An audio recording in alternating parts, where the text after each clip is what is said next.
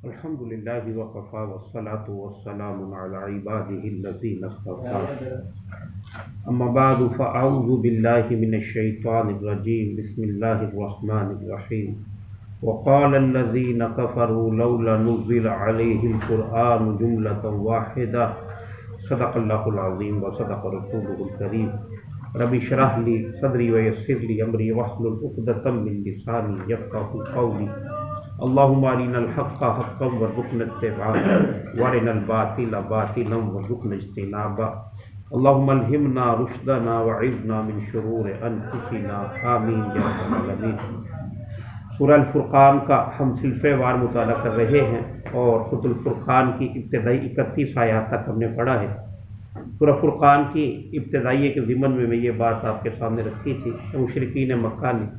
10 اعتراضات جڑے تھے حضور صلی اللہ علیہ وآلہ وسلم اور آپ کی تعلیمات پر، تو ان 10 کے 10 سوالات کے جواب جو ہیں وہ دیے گئے ہیں۔ اب یہاں پر ایک اور اعتراض آ رہا ہے۔ مشرکین مکہ کہتے تھے کہ اگر اللہ سبحانہ و تعالیٰ کو مطلوب و مقصود ہے، کلام اللہ ہی کا ہے، حضور کا نہیں ہے، تو یہ تھوڑا تھوڑا کر کے نازل کیوں ہو رہا ہے؟ یہ ایک ساتھ پوری کتاب ہی نازل کیوں نہیں ہو رہا ہے؟ تو اس کا جواب اللہ تعالیٰ نے یہاں پر ارشاد فرمایا ہے۔ ظاہر ہے کہ وقفے وقفے سے نازل کرنے میں ایک تو یہ کہ کتاب کا تحمل کرنا آسان ہو جاتا ہے، تھوڑا تھوڑا قرآن نازل ہوگا، وہ حفظ کرنا آسان ہو جائے گا، تھوڑا تھوڑا قرآن کریم نازل ہوگا، اس کے مفاہیم جو ہیں وہ آسانی سے سمجھ میں آ جائیں گے۔ پھر یہ مقصود ایک کتاب نازل کر دینا نہیں ہے، بلکہ معاشرے کے اندر ایک تحریک برپا کرنی تھی۔ لہذا تحریک جس طرح حضور صلی اللہ علیہ وآلہ وسلم نے برپا کی ہے، اس کے نتیجے میں جہاں پر بھی کوئی اشکال اٹھایا جاتا، اس کا جواب جو ہے اللہ سبحانہ وتعالیٰ کی طرف سے اس کے اندر دے دیا جاتا ہے۔ لہذا فرمایا ہے اللہ تعالیٰ نے وقال الذین کفروا، اور کہا ان لوگوں نے جنہوں نے کفر کیا، لولا نزل علیہ القرآن جملۃ واحدہ، کیوں نہیں نازل کر دیا گیا ان پر قرآن ایک ہی بار، کذالک لنثبت بہ فؤادک، ایسا اس لیے ہوتا ہے کہ نبی ہم آپ کو تقویت دے اس کے ذریعے آپ کے دل کو، ورتلناہ ترتیلا، اور ہم نے پڑھا ہے اسے ٹھہر ٹھہر کر، ولا یأتونک بمثل الا جئناک بالحق واحسن تفسیرا، اور وہ نہیں لائیں گے آپ کے سامنے کوئی بھی اعتراض مگر ہم لے آئیں گے آپ کے پاس حق اور بہترین وضاحت۔ یعنی یہ تحریک ہے، اس میں جہاں جہاں پر بھی کوئی اعتراض آئے گا تو اللہ فرماتے ہیں ہم بہتر تفسیر جو ہے وہ بیان فرما دیں گے۔ الذین یحشرون علی وجوہہم الی جہنم، اور جو لوگ جمع کیے جائیں گے اپنے چہروں کے بل جہنم میں، اولئک شر مکانا، یہ وہ لوگ ہیں جو بدترین ہیں ٹھکانے کے لحاظ سے۔ اب اللہ تعالیٰ نے بات بیان فرمائی ہے کہ یہ جو قرآن کریم پر سوالات اٹھا رہے ہیں، ایسے لوگوں کا ٹھکانہ آگ ہے، جہنم ہے، اور جتنے بھی انسانوں کی اقسام دنیا کے اندر موجود ہیں، یہ تمام اقسام میں سب سے گھٹیا لوگ ہیں۔ ایک تو بندہ وہ ہے کہ جو اپنی کمزوری کے باعث قرآن کریم کی تعلیمات پر عمل نہیں کر سکتا، وہ کہتا ہے کہ میری کمزوری ہے، میرے ہاں نفس پرستی جو ہے وہ زیادہ غالب ہے۔ اس کے برعکس ایک دوسرا کردار ہے جو کہتا ہے کہ قرآن ٹھیک بات ہے ہی نہیں، تو یہ ہے کہ جس کے بارے میں فرمایا اولئک شر مکانہ، یہ بدترین لوگ ہیں ٹھکانے کے لحاظ سے، واضل السبیلا، اور سب سے زیادہ بھٹکے ہوئے ہیں سیدھے راستے سے۔ اب اللہ تعالیٰ نے حضور صلی اللہ علیہ وآلہ وسلم پر جو اعتراضات انہوں نے کھڑے کی تھی ان کے جواب دیے ہیں۔ اب ماضی کی کچھ عبرت ناک داستانیں اللہ تعالیٰ بیان فرما رہے ہیں۔ قرآن کریم میں، مکی قرآن کریم کے اندر یہ واقعہ تفصیل سے بھی آئے ہیں اور بسا اوقات چھوٹے چھوٹے پیرائے کے اندر بھی آئے ہیں۔ یہاں پر انبیاء کا تذکرہ ہے لیکن بالکل مختصر انداز میں اللہ تعالیٰ نے بیان فرمایا ہے۔ وَلَقَدْ آتَيْنَا مُوسَى الْكِتَابَ، اور بے شک ہم ہی تھے کہ جنہوں نے موسیٰ علیہ السلام کو کتاب عطا فرمائی۔ مطلب کیا ہے کہ حضور صلی اللہ علیہ وآلہ وسلم پہلے پیغمبر نہیں ہیں جنہوں نے کتاب لانے کا دعویٰ کیا ہے، بلکہ پہلے بھی انبیاء تشریف لاتے رہے ہیں اور ان سے یہ لوگ واقف بھی تھے۔ وَجَعَلْنَا مَعَهُ أَخَاهُ هَارُونَ وَزِيرًا، اور ہم نے بنا دیا ان کے بھائی ہارون علیہ السلام کو ان کا وزیر، یعنی ان کا مددگار۔ فَقُلْنَا اذْهَبَا إِلَى الْقَوْمِ الَّذِينَ كَذَّبُوا بِآيَاتِنَا، پھر ہم نے کہا تم دونوں جاؤ ان لوگوں کی طرف جنہوں نے جھٹلایا ہے ہماری آیات کو، مراد فرعون ہے، جناب موسیٰ علیہ السلام انہی کے ہاں اسی سمجھیے کہ وہ پلے تھے، پھر وہ ان سے قتل ہو گیا، جس کی وجہ سے مدین میں 10 برس ٹھہرے ہیں، اور 10 برس سے مدین سے جب واپس آ رہے تھے دوبارہ مصر کی طرف، تو وہاں پر اللہ تعالیٰ نے نبوت اور رسالت سے سرفراز فرما دیا، اب کا فرعون کی طرف جائیں۔ تو فرعون ایک تو بہت بڑا بادشاہ بھی تھا، اور پھر یہ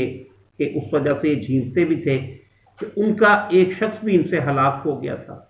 اور بعض لوگ ہوتے ہیں جن کے سامنے آپ کی آواز جو ہے وہ اس طرح سے نہیں نکلتی، جیسے کوئی بہت بڑے بڑے وکیل ہو، سامنے والد ہو تو آواز ان کی نکلتی نہیں ہے۔ بعض لوگوں سے لوگ سمجھیے کہ کچھ تھوڑے سے کنفیوز ہوتے ہیں ان کے سامنے۔ تو یہ کہا ہے جناب موسیٰ علیہ السلام نے کہ فرعون کے سامنے جاتے ہوئے میرا ذرا دل جو ہے وہ تنگ پڑتا ہے۔ تو پہلے تو کہا کہ جناب ہارون علیہ السلام ہی کو آپ چن لیں، لیکن دوبارہ گویا کہ بات ان کے سامنے آ گئی کہ اللہ تعالیٰ انہی کو چننا چاہتے ہیں۔ پھر یہ کہا ہے کہ ٹھیک ہے مجھے تقویت پہنچائیے، میرے بھائی ہارون کے ذریعے سے وہ مجھ سے بہتر انداز میں بات کر لیتے ہیں۔ تو اللہ تعالیٰ نے ان کی دعا کو قبول فرمایا، اور جناب ہارون علیہ السلام کو بھی جناب موسیٰ کے کہنے پر اللہ تعالیٰ نے نبوت جو ہے وہ عطا فرمایا۔ تو یہ بہت بڑا تحفہ ہے جو ایک بھائی نے دوسرے بھائی کو لے کر دیا ہے، اتنا بڑا تحفہ شاید کسی نے کسی اور کو نہیں دیا ہوگا۔ فَقُلْنَا اذْهَبَا إِلَى الْقَوْمِ الَّذِينَ كَذَّبُوا بِآيَاتِنَا، اور پر ہم نے کہا تم دونوں جاؤ اس قوم کی طرف کہ جنہوں نے ہماری آیات کو جھٹلا دیا ہے۔ فَدَمَّرْنَاهُمْ تَدْمِيرًا، تو ہم نے ہلاک کر دیا انہیں بالکل تباہ کر کے، یعنی یہ جو فرعون کو ڈبو دیا گیا اس کا تذکرہ ہے۔ وَقَوْمَ نُوحٍ لَمَّا كَذَّبُوا الرُّسُلَ، اور نوح علیہ السلام کی قوم کے جب انہوں نے جھٹلایا رسولوں کو، اغرقناہم، ہم نے ان سب کو بھی غرق کر دیا پانی میں۔ وجعلناہم للناس آیہ، اور ہم نے بنا دیا ان کو انسانوں کے لیے ایک یادگار، ایک نشانی بطور عبرت کے نشان کے لیے گویا کہ اللہ نے چھوڑ دیا۔ وَأَعْتَدْنَا لِلظَّالِمِينَ عَذَابًا أَلِيمًا، اور ہم نے تیار کر رکھا ہے ظالموں کے لیے دردناک عذاب، یعنی ایک تو دنیا کے اندر غرق کیا ہے تو یہی کافی نہیں ہوگا، بلکہ آخرت کا عذاب بھی جو ہے وہ جھیلنا پڑے گا، اور یہ نقصان ہے رسول علیہ السلام کی دعوت کو رد کرنے کا۔ وَعَادًا وَثَمُودَ وَأَصْحَابَ الرَّسِّ، اب یہ 3 مزید قوموں کا تذکرہ، اور عاد اور سمود اور کنویں والے، وَقُرُونًا بَيْنَ ذَلِكَ كَثِيرًا، اور نسلیں اس کے درمیان بہت ساری، یعنی بہت ساری اقوام ایسی آئی ہیں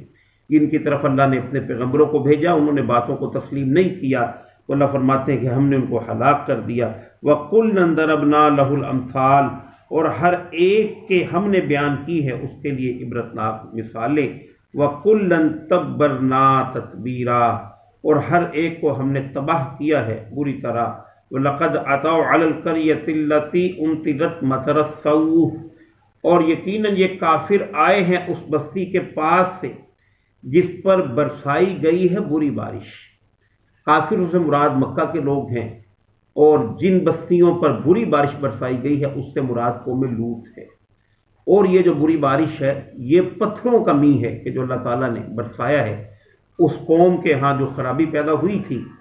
تو اس کے جرم کی پاداش میں اللہ تعالیٰ کی طرف سے آسمان سے پتھروں کا می جو ہے وہ برسا دیا گیا، پوری قوم اس کے ذریعے سے ہلاک ہو گئی۔ مکہ والے جب سفر کے لیے جاتے تھے اور ان کا جو بزنس وغیرہ تھا شام ہی میں تھا،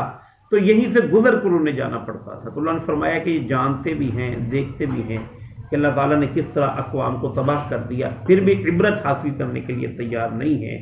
افلم یکونوا یرونہا، تو کیا یہ دیکھتے نہیں ہیں اسے، بل کانوا لا یرجون نشورا، بلکہ اصل معاملہ یہ ہے کہ مرنے کے بعد جی اٹھنے پر یقین انہیں حاصل نہیں ہے۔ اب اللہ سبحانہ و تعالیٰ حضور صلی اللہ علیہ وآلہ وسلم کی دعوت کے نتیجے میں جو لوگ کھڑے ہو رہے تھے ان کے سامنے یہ مثالیں بیان کی ہیں 5-6 اقوام کی، کہ جو بھی پیغمبروں کے خلاف کھڑا ہوا ہے اللہ تعالیٰ نے انہیں عذاب کا نشانہ بنا دیا۔ لیکن یہ ماضی کی کچھ داستانیں تھیں، اب اللہ تعالیٰ نے موقع کے حساب سے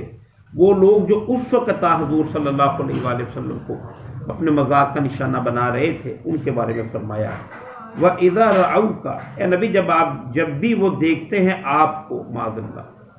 إِن يَتَّخِذُونَكَ إِلَّا هُزُوًا، تو نہیں بناتے وہ آپ کو لیکن مذاق کا نشانہ، حضور صلی اللہ علیہ وآلہ وسلم کی اہانت کرنا، مذاق اڑانا آپ کا۔ إِن قَادَ لِيُضِلُّونَا عَنْ آلِهَتِنَا،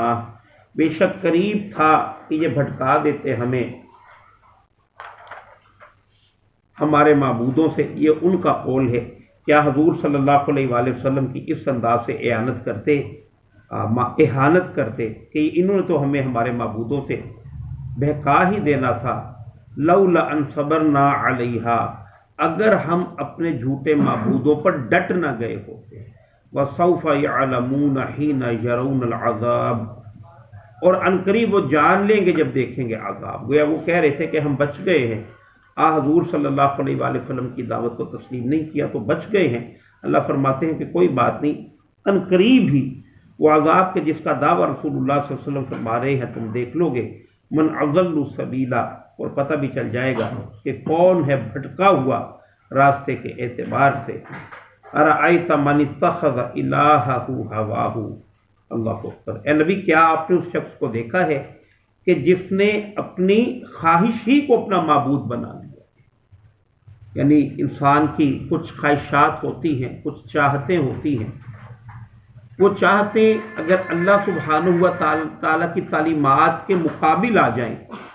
تو ظاہر ہے کہ اللہ کا کلمہ بڑا ہے اور انسانی خواہشات چھوٹی ہیں، لیکن اگر اللہ تعالیٰ کی بات کو پس پشت ڈال کر اپنی نفسانی خواہش کو اوپر رکھا جائے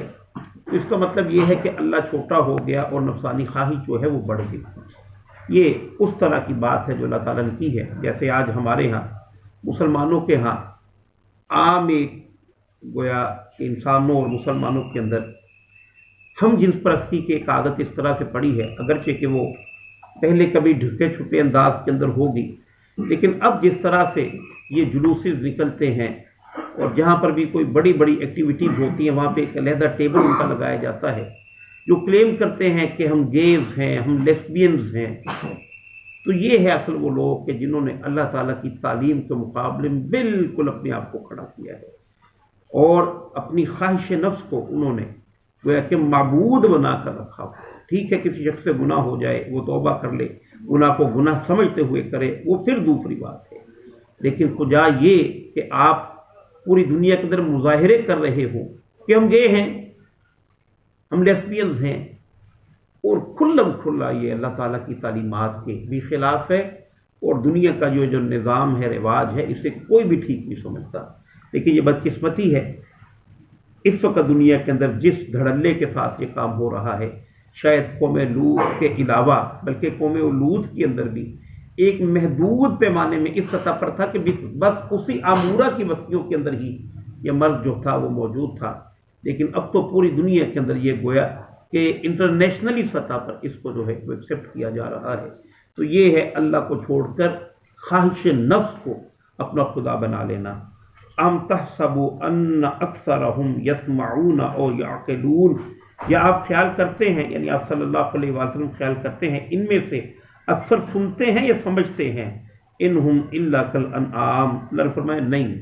آپ سمجھتے ہیں یہ سنتے ہیں سمجھتے ہیں، بلکہ یہ نہیں نہ سنتے ہیں نہ سمجھتے ہیں، بلکہ یہ تو چوپایوں کی طرح ہیں۔ بل ہم اضل سبیلا، بلکہ چوپایوں سے بھی بڑھ کر یہ بھٹکے ہوئے ہیں راستے کے اعتبار سے۔ وہ اللہ نے انسان بنایا تھا لیکن شرف انسانیت کو یہ معدوم کر چکے ہیں۔